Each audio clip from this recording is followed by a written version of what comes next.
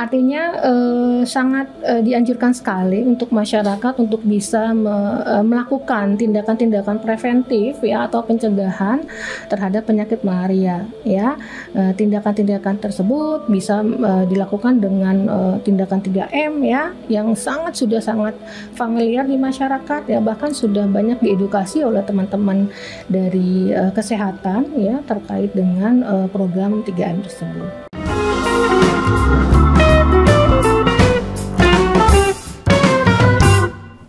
Halo, selamat pagi sahabat Lampung Pos, apa kabar? Sehat ya? Saya juga sehat loh, bersama dengan narasumber saya di sini yang adalah seorang epidemiolog ya, agak susah nyebutnya, tapi itulah dia ya kepakarannya di sana. Dia adalah dosen Kesmas Universitas Malahayati, Fitri Eka Sari Siregar, bersama dengan kita dalam Ayo Sehat Lekas Berobat. Pada pagi hari ini saya sangat bersemangat nih karena kita mau membahas tentang penyakit yang gampang-gampang susah untuk dieliminasi. Ya, penyakit yang satu ini memang sih tidak semengerikan kanker ya, tidak semengerikan penyakit jantung yang datang tiba-tiba gitu ya. Tapi memang tiba-tiba juga sih ini, karena penyakit ini disebabkan oleh satu hewan kecil yang sebenarnya sepele gitu ya, tapi ganggu. Dan memang secara pribadi saya bilang kalau penyakit satu ini itu disebabkan oleh hewan yang saya sebut dengan teroris. Kenapa teroris? Dia tuh ganggu banget, annoying gitu ya. Dia adalah nyamuk ya, tapi bukan nyamuk Aedes aegypti yang sangat tenar belakangan ini gitu ya, yang menyebabkan DBD. Ini adalah nyamuk lainnya. Ternyata nyamuk itu banyak jenisnya dan juga bisa menimbulkan kefatalan loh, sahabat Lampung Pos ya. Ini nyamuk yang kita sebut adalah nyamuk Anopheles. Benar nggak nih Kak saya sebutannya? Betul, Kak Eka ya. Saya panggil Kak Eka aja ya. Nyamuk Anopheles ya. Sudah pernah dengar belum nih sahabat Lampung Pos? Ternyata nyamuk yang satu ini bisa bikin kita masuk rumah sakit, guys. Bisa bikin kita kena infus, bisa bikin kita opname, bahkan ada yang sampai meninggal dunia. Jadi memang sangat berbahaya dan mari kita waspada untuk penyakit yang satu ini. Dalam podcast yang kita beri nama Tangkal Malaria dengan Gaya Hidup yang Bersih dan Sehat bersama Kak Eka. Apa kabar Kak Eka? Baik. Baik ya, dengan hijau-hijaunya segar sekali. Terima kasih deh.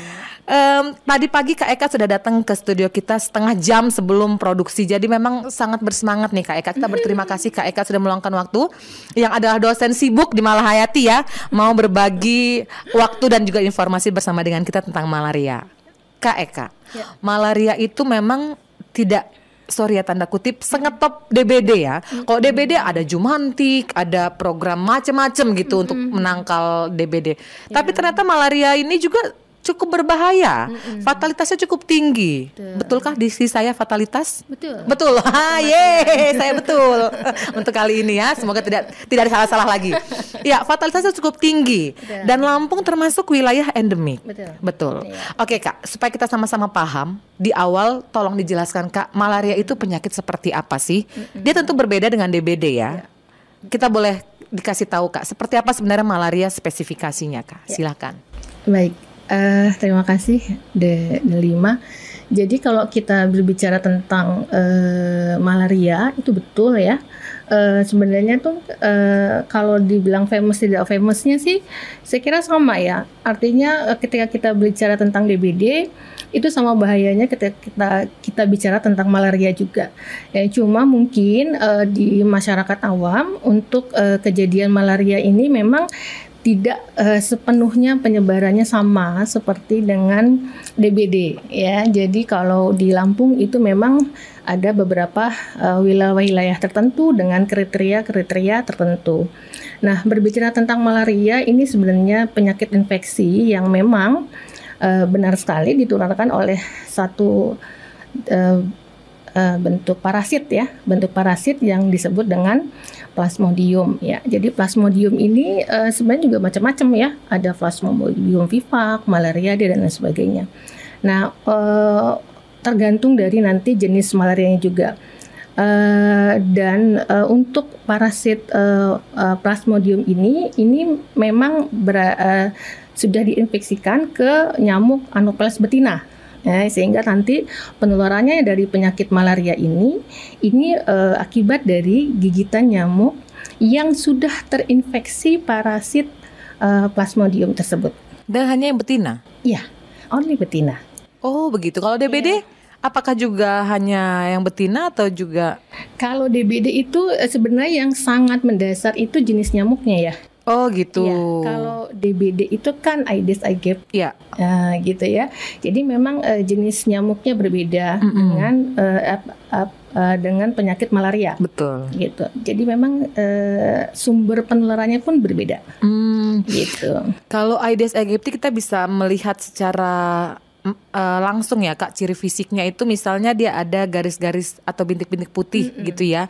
Kalau Anopheles ini apakah ada ciri khususnya yang bisa membedakan Kak dengan nyamuk-nyamuk kebon atau nyamuk-nyamuk biasa gitu Kak? Iya, kalau secara fisik itu sebenarnya ciri yang sangat ciri khas tuh memang dia untuk nyamuk Aedes aegypti ya. Cuma kalau dilihat dari cara penularannya, ketika kita berbicara tentang DBD itu biasanya nyamuk yang memang umumnya itu menggigit di siang hari. Oke. Tapi kalau malaria ini dia menggigitnya di malam hari. Oh. Sehingga nanti pencegahannya pun tidak hanya misalkan 3M gitu misalkan ya kalau seperti DBD ya. Iya. Karena dia memang umumnya ya secara perilaku nyamuk itu memang penularannya di malam hari. Oh. Sehingga begitu. nanti ketika akan ada pencegahan tuh biasanya nanti akan misalkan orang yang memang masuk ke daerah yang diperkirakan atau diprediksi yang endemis misalkan itu dia protektif diri, artinya melindungi diri dari gigitan nyamuk itu sangat dianjurkan. Misalkan memakai pakaian yang tertutup dan lain sebagainya. Oke. Gitu. Kak boleh agak maju dikit sedikit? Boleh. Oke, biar suara lebih jelas ya Kak ya. Ke kanan juga sedikit boleh Kak? Boleh. Oke. Ke kanan lagi sedikit. Kanan. Okay. Oh iya. Jadi kalau misalnya kita ngebahas soal habitat nyamuknya dulu ya Kak ya, supaya kita bisa berjaga-jaga supaya bisa meminimalisir resiko penularan di sekeliling kita ya Kak ya. Kalau Aedes aegypti itu mungkin banyak masyarakat yang sudah tahu itu hidup di air jernih, air bersih gitu ya. Apakah Anopheles ini juga sama di air yang jernih atau air-air keruh seperti di Comberan, di rawa-rawa gitu juga bisa hidup Kak? Saya kira kalau untuk perindukannya itu hampir sama lah ya dengan DBD untuk perindukan dari jenis nyamuk. Cuma memang pola-pola perkembangannya saja yang berbeda kalau mau melihat langsung secara detail lah ya tentang tempat-tempat perindukan dari beberapa nyamuk. Tapi pada umumnya sama. Pada umumnya sama ya Kak ya. Jadi memang ya jangan ada air yang menggenang ya di sekeliling kita. Tentu saja. Barang-barang bekas memang big no. Karena memang sumber penularannya itu dari nyamuk, ya tentu saja pencegahannya tetap seperti 3M. Ya, ada sedikit kesamaannya ya? Ya, seperti DBD ya 3M gitu. Kemudian ya tentu saja 3M itu kan salah satunya adalah tidak boleh ada air yang tergenang sebagai tempat perindukan atau tempat berkembang biaknya nyamuk. Seperti itu. Ya. Baik Kak, kalau memang mirip-mirip nih habitat nyamuk penginfeksi ya, penyebar penyakit itu, apakah juga gejalanya juga mirip-mirip nih Kak? Malaria dengan DBD? Iya. Sebagian umumnya untuk gejala malaria dengan DBD itu sama ya. Artinya memang ada diawali dengan demam-demam ya, demam secara umum. Tapi yang sangat ciri khas yang membedakan antara gejala DBD dengan gejala malaria itu ketika gejala fisiknya, maksudnya ketika demam itu range-nya itu berbeda. Artinya ketika DBD itu gejala demam itu timbul sekitar 4 sampai 10 hari setelah gigitan nyamuk Aedes aegypti. Gitu. Kalau malaria itu range-nya kurang lebih 10 sampai 15 hari setelah gigitan nyamuk Anopheles. Setelah itu menimbulkan gejala demam. Nah, satu yang sangat ciri khas sekali tentu saja yang masyarakat tahu kalau DBD itu kan akan muncul bintik kemerahan. Betul. Ya, kalau malaria itu tidak didapati ya, sehingga untuk gejala demam, mual, muntah, kemudian nanti diiringi dengan berkeringat, menggigil, ya itu sebenarnya nyaris-nyaris sama ya. Tapi kalau gejala-gejala biasanya demam disertai dengan keringat di malam hari dan lain sebagainya, saya kira itu perlu pemastiannya melalui pemeriksaan yang lebih lanjut. Seperti itu. Jadi memang ya kalau sudah demam lebih dari 2 hari atau 3 hari Kak, langsung ke fasilitas kesehatan gitu ya. Untuk pemeriksaan secara medis ya. Dan memang biasanya kalau kita sudah ke sana dan disebutkan demam sudah lebih dari 3 hari, biasanya cek darah gitu ya Kak ya. Disitulah kita bisa dideteksi. Iya, betul. Iya. Nah, nanti ada pemeriksaan sel darah merah di mana apakah memang sel darah merah. Kalau DBD itu sel darah merahnya itu trombosit ya Kak ya. Itu drop. Kalau malaria ini apa Kak yang drop? Nanti kalau saya kira nanti ada pemeriksaan lab yang lebih detail ya. Nanti yang saya kira nanti dari pihak lab nanti akan jauh lebih bisa menjelaskan yang menjadi ciri khas dari malaria itu tersebut. Ya. DBD itu sangat fatal ya Kak ya, kita sama-sama tahu kalau terlambat penanganan itu bisa menyebabkan kematian, dan memang di Lampung sudah ada banyak kasus kematian yang disebabkan oleh DBD dalam beberapa waktu bulan terakhir ini. Bagaimana dengan malaria Kak? Apakah juga tergolong infeksi akut dan kronis Kak? Ya, sebelum kita bicara apakah memang malaria ini penyakit akut dan kronis, kita coba deskripsikan dulu apa itu penyakit akut ya. Kalau kita berbicara tentang penyakit akut itu adalah satu penyakit yang memang dia berada di wilayah tertentu ya dengan terbatas, dengan kemudian dia konstan ya, kemudian gejalanya juga cepat ya, sehingga biasanya ketika kalau dilihat dari perkembangan penyakitnya, misalkan seperti munculnya gejala, kemudian lama penyakit itu bertahan di dalam tubuh dan lain sebagainya, itu range waktunya berbeda dengan kronis ya. Nah umumnya kalau untuk malaria ini itu gejala 10 sampai 15 hari setelah gigitan nyamuk. Artinya ada timbul gejala yang cukup cepat ya, dengan kurun waktu misalkan kurang dari 6 bulan lah ya, dia nggak lama, dia berbeda dengan yang kronis gitu ya. Jadi malaria termasuk dalam penyakit akut ya. Termasuk dalam penyakit akut. Ya. Jadi memang tidak boleh juga terlambat penanganannya ya Kak ya? Betul. Saya kira karena ini memang dengan gejala yang cukup cepat ya, sehingga penanganannya pun ketika sudah ada simptom ya, gejala-gejala yang memang sudah sangat spesifikasi ke arah malaria, tentu saja harus diberikan pengobatan-pengobatan yang memang tepat untuk bisa menyelamatkan. Jadi memang demam 3 hari ke vaskes ya Kak ya, itu sebenarnya udah harga mati ya Kak ya, itu sudah SOP baku lah ya buat kita memang yang masyarakat yang demam jangan anggap remeh, langsung ke rumah sakit saja atau ke klinik. Iya, saya kira untuk demam ini kan memang tidak bisa dipastikan demamnya penyebabnya apa, sebabkan apa.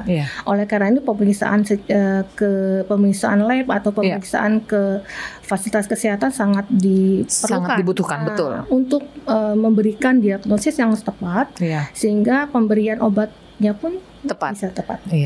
Jangan kira-kira ya Kak ya. Kayaknya badanku ini masuk angin deh. Sebenarnya masuk angin itu ada nggak sih di istilah medis nih? Sebentar ya sahabat Lampung Pos, agak keluar dikit nih, mumpung saya keinget nih.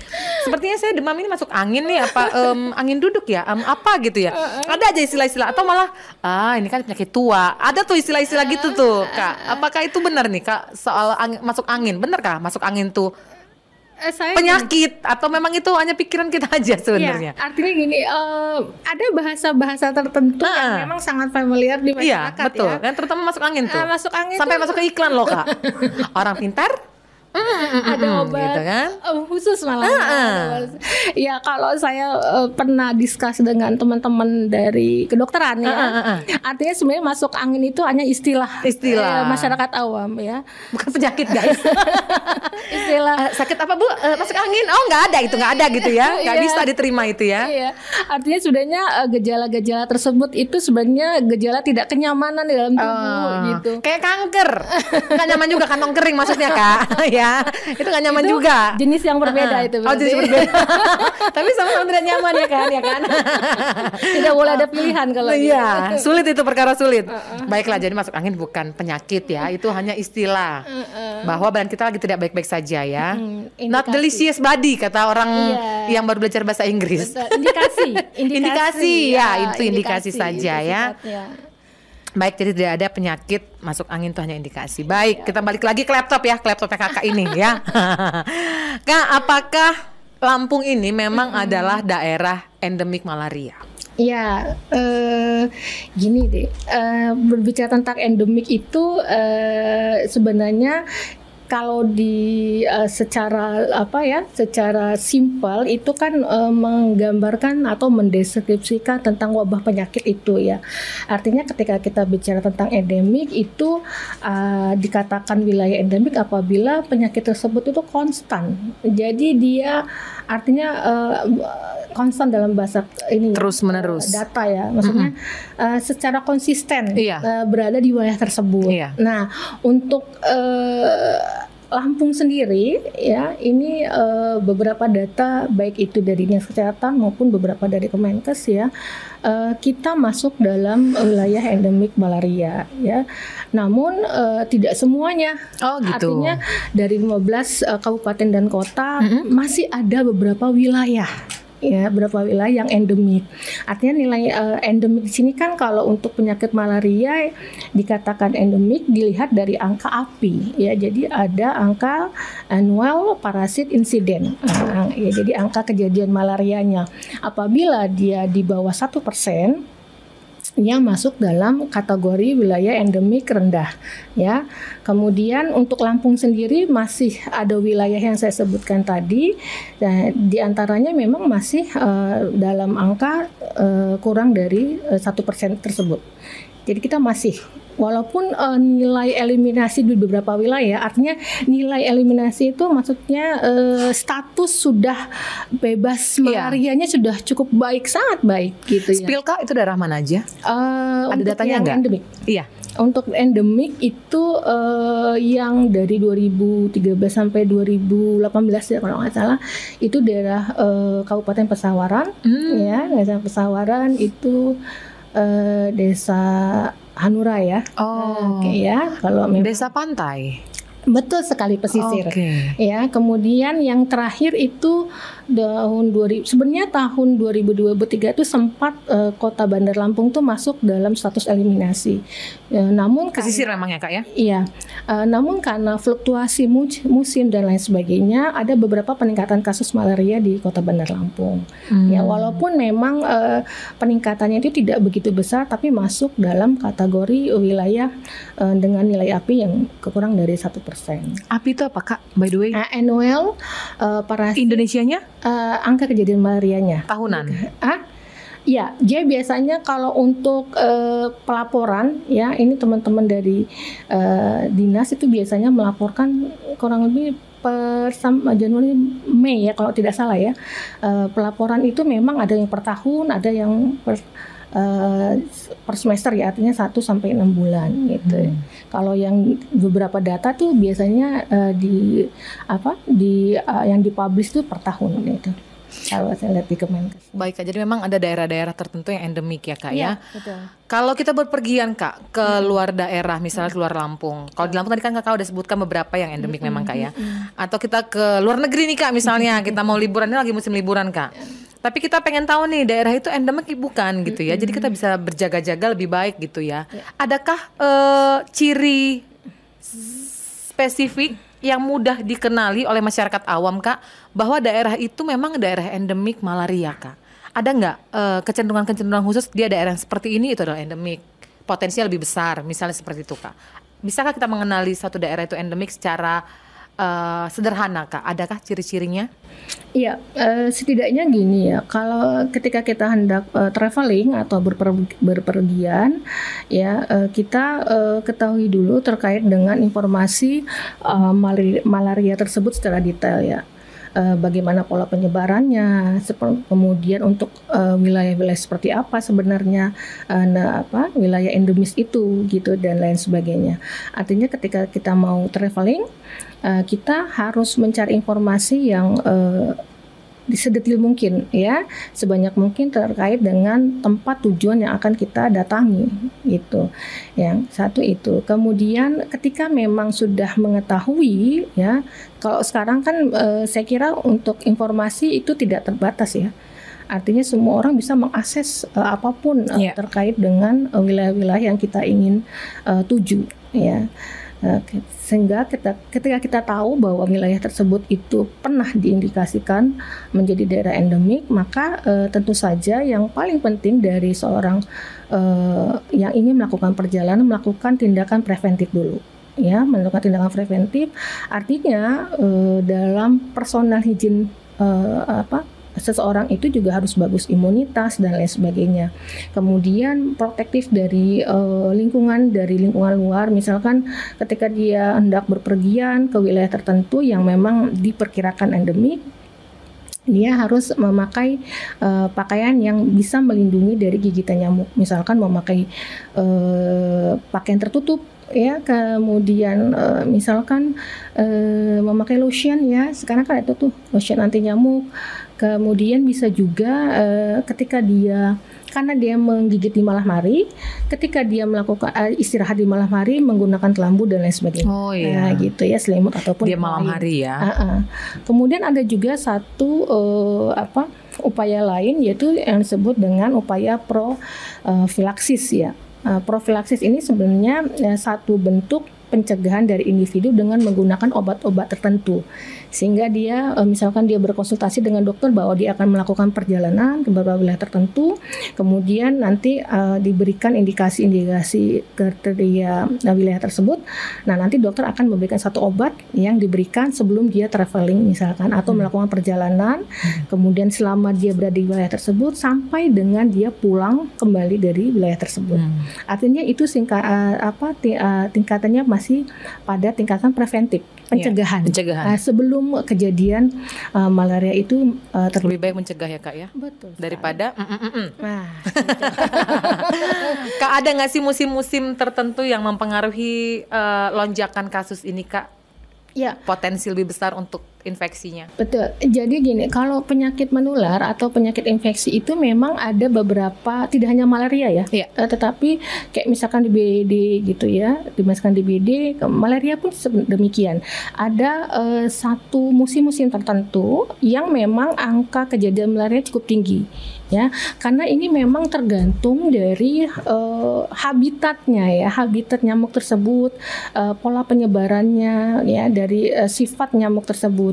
Nah, untuk Anopheles betina ini sendiri, ini dia memang secara habitat dia sangat menyukai, maksudnya sangat lebih lebih bisa beradaptasi pada daerah yang tropis, yang panas ya.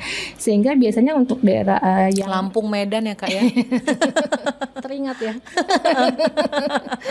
Sehingga biasanya untuk parasit Plasmodium ini bisa berkembang lebih cepat ketika dalam cuaca yang lebih panas ya, sehingga kemungkinan probability-nya untuk bisa menginfeksi pada manusia itu juga akan meningkat.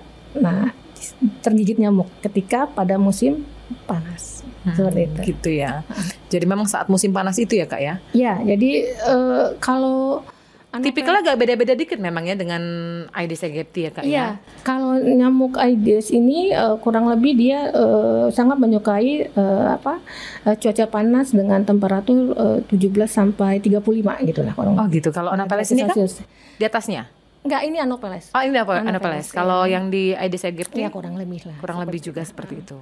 Karena sama dia ini. Baik Kak, untuk mencegah malaria ini dengan tadi menggigit saat malam hari gitu ya Kak ya, mengenakan kelambu. Ada hal-hal khusus nggak sih Kak, program khusus, strategi khusus untuk memang meminimalisir potensi penularan Anopheles ini Kak? Jumantik-jumantik juga bisa diadaptasi ke malaria nggak sih Kak? Iya, artinya program apapun yang sifatnya yang hampir serupa itu sebenarnya bisa ya artinya apakah di kolab ataupun dimodifikasi untuk bisa bersama menanggulangi penyakit malaria ya. Sepakat bahwa dari awal ketika kita berbicara tentang penyakit menular ini, lakukan tindakan yang sifatnya preventif dulu, jelas ya. Artinya protektif diri, misalkan untuk ketahanan tubuh, imunitas, makanan yang bergizi ya, kemudian higien personal dan lain sebagainya. Itu harus didahulukan. Kemudian ada langsung ke individunya. Langsung ke individunya seperti yang diutarakan dari awal, misalkan ketika memang kita berada di wilayah yang memang misalkan berada dekat ataupun di dalam wilayah endemis tersebut, kita melakukan tindakan perlindungan diri, misalkan dengan memakai pakaian yang panjang seperti yang menutupi badan, yang artinya untuk mengurangi wilayah-wilayah tertentu yang tergigit nyamuk Anopheles ya, ataupun ketika kita melakukan aktivitas di luar. Nah, seperti itu. Kemudian lakukan 3M ya, menguras ya, kemudian mengubur dan beberapa mendaur ulang barang-barang bekas ya, sama seperti program-program preventif dan promotif yang ada di penyakit-penyakit infeksi lainnya seperti DBD. Itu sama seperti malaria. Artinya bahwa masyarakat juga bisa melakukan tingkatan pencegahan sama seperti atau bersama dengan penyakit-penyakit menular lainnya. Bagi penderita DBD itu dianjurkan kan banyak minum ya Kak ya? Ya. Malah katanya banyak-banyak minum jus jambu, banyak-banyak minum air sup gitu ya, macam-macam lah gitu Kak. Nah kalau untuk malaria ini apakah serupa Kak? Atau ada memang asupan yang sangat direkomendasikan untuk mempercepat kesembuhannya Kak? Ya, artinya apapun itu penyakit ya, itu umumnya memang sebenarnya gini, kalau kita pun tidak sakit, anjuran untuk meminum minimal 2 liter per hari itu kan memang dianjurkan, sangat dianjurkan gitu ya. Apalagi dalam kondisi yang tidak fit atau kondisi tidak baik-baik saja. Artinya ketika kita dalam fase penderita malaria itu memang normally itu asupannya harus di atas orang yang memang normal, yang sehat. Yang sehat, makanan yang bergizi, artinya ketika kita harus meningkatkan imunitas tubuh yang awalnya sudah terinfeksi menjadi yang lebih meningkat. Oh iya, saat kecil saya teringat lagi nih Kak ya. Katanya kalau orang malaria itu nggak boleh makan nasi Kak, harus makan bubur. Itu betul nggak sih Kak? Kalau treatment MISA itu kan artinya masuk ke dalam ranah diet ya, diet buat orang sakit. Iya. Biasanya itu pemberian makanan-makanan lembut seperti itu tergantung dari penderita malaria tersendiri, karena biasanya gejala-gejala malaria itu kan ada mual, muntah dan sebagainya. Untuk menyesuaikan itu ya. Iya, artinya mungkin tujuan dari pemberian makanan lunak misalkan karena memang mempertimbangkan masalah pencernaan dia, betul. dan lain sebagainya. Jadi tidak memang diet buat orang sakit tergantung dari gejala dari orang sakit tersebut. Dan biasanya malaria itu identik dengan satu obat yang dirasa oleh masyarakat itu ampuh adalah cacing. Itu menggelikan banget buat saya Kak. Bener gak sih Kak kalau secara keilmuan Kak? Ya, saya kira gitu. Kalau untuk obat-obatan nanti mungkin bisa cacing disangrai gitu kan. Ya. Duh, saya jadi banyak ya. Geli saya. Dijual secara bebas ya. Iya. Ada yang sudah serbuk kapsul bahkan. Ada yang memang secara konvensional diracik sendiri buat sendiri. Aduh, bener gak sih itu Kak sebenarnya Kak? Ya, untuk itu nanti mungkin bisa kita secara literatur ya. Iya. Secara literatur untuk pengobatan malaria, saya kira sudah ada yang secara medis dianjurkan oleh teman-teman dari pihak medis. Oke. Ya, jadi kalau apakah boleh tidaknya obat-obatan yang memang yang berada di pasaran, nanti saya kira teman-teman lah yang berkompeten ya di bidang obat-obatan. Karena itu termasuk obat-obatan ekstrim menurut saya. Ya, karena kan memang tidak hanya malaria ya, penyakit-penyakit yang lain kan begitu ya. Artinya memang ada yang memang sembuh, tidak bisa juga dipungkiri gitu. Kebetulan memang sembuh, apa memang sembuh beneran dari atau karena memang cacingnya, atau karena bukan ya. Iya. Jadi memang perlu adanya penelitian lebih lanjut lah, yang terkait dengan pengobatan. Oke Kak. Terakhir Kak, sebelum Kakak closing statement, untuk mencegah infeksi malaria bahkan sampai kepada fase fatal bagi kalangan-kalangan yang rentan seperti anak-anak dan ibu hamil. Bagaimana ekstra proteksi bagi kalangan ini, Kak? Iya, memang ibu hamil dan anak-anak ini adalah kelompok masuk dalam kelompok rentan untuk terkena penyakit, tidak hanya malaria, sehingga segala upaya untuk penanganan masalah kelompok khusus ini memang lebih diprioritaskan. Artinya ketika wanita tidak hamil dengan wanita yang hamil ketika terkena penyakit infeksi itu tentu saja resikonya berbeda. Ketika dia wanita hamil tentu saja akan berisiko pada janin yang dikandungnya. Ya. Bahkan beberapa penelitian menyatakan bahwa wanita hamil itu mempunyai kemungkinan 3 kali lebih besar beresiko wanita penyakit parah dibandingkan dengan wanita yang tidak hamil apabila terkena penyakit infeksi. Sehingga biasanya kalau untuk wanita hamil itu ada treatment khusus atau obat-obatan yang tertentu yang memang aman dikonsumsi oleh wanita hamil tersebut karena pertimbangan dari kondisi wanita hamil yang memang dalam kandungannya ada janin. Begitu juga dengan anak-anak ya. Kalau anak-anak mungkin terkait dengan artinya ketika anak-anak itu imunitas dari asal itu berbeda dengan orang yang memang sudah settle yang seperti kita gitu ya secara imunitas. Kemudian tindakan preventifnya pun berbeda dengan orang-orang yang dewasa. Sehingga ketika penyakit malaria ini pada golongan rentan tentu saja penanganan untuk kelompok ini akan jauh lebih khusus dibandingkan dengan kelompok yang tidak rentan atau beresiko seperti itu. Jadi malaria memang harus diwaspadai ya, Kak? Iya. Kalau malah rindu gimana, Kak? Malah rindu patut diwaspadai juga nggak, Kak? Katanya berat, Kak, kalau rindu, Kak. Itu ketemu yang dirindu. Ketemu yang dirindu ya, itu obatnya ya, nggak perlu ketemu dokter, nggak perlu ya. Iya, itu aja. Lebih simpel. Malah rindu tidak sebahaya malaria ya. Baik, Kak, saya minta closing statement, Kak, untuk menguatkan penonton kita, sahabat Lampung Pos, untuk benar-benar cerdas dalam menangkal malaria, Kak. Artinya sangat dianjurkan sekali untuk masyarakat untuk bisa melakukan tindakan-tindakan preventif ya atau pencegahan terhadap penyakit malaria ya. Tindakan-tindakan tersebut bisa dilakukan dengan tindakan 3M ya yang sudah sangat familiar di masyarakat ya, bahkan sudah banyak diedukasi oleh teman-teman dari kesehatan ya terkait dengan program 3M tersebut ya.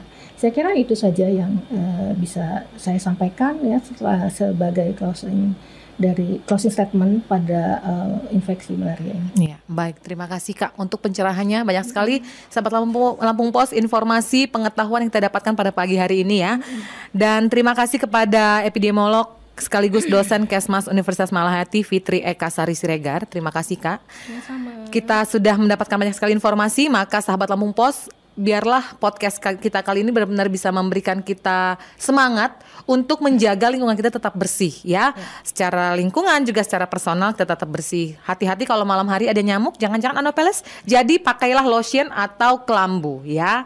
Juga bersihkan sekeliling kita, jangan sampai ada tempat-tempat nyamuk untuk berkembang biak. Apapun jenisnya, mau Anopheles, mau Aedes aegypti, nyamuk kebon juga, aduh sama-sama ganggu itu ya. Kita sama-sama bersih-bersih lingkungan kita ya. Terima kasih, Kakak. Sahabat Lampung Pos, kita sudah berada pada akhir acara. Sampai jumpa lagi dalam podcast Ayo Sehat Lekas Berobat minggu depan. Sampai jumpa, tetap sehat ya.